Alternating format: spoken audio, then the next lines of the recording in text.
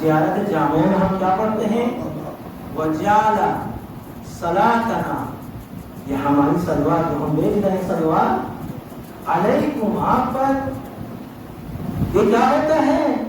خصنا بہ من ولایتکم، صلوات کی وجہ سے ہم ولایت کے قلعے میں داخل ہوتے ہیں۔ جب ولایت کے قلعے میں داخل ہو گئے تو ولایت کی چار خصوصیتیں، پہلی خصوصیت کیا ہے؟ طیباً لخلقنا، ہماری ذات آج اس طرح پاک ہے، آپ کی ذات پاک ہو جاتی ہے۔ طیباً لخلقنا، جب ہم درود بھیج رہے ہیں، درود کی وجہ سے ولایت کے قلعے میں داخل ہوتے ہیں، ولایت کے سائے میں، ولایت کے پرچم تلے، طیباً لخلقنا، اور اس صلوات کی وجہ سے ذات پاک ہو جاتی ہے۔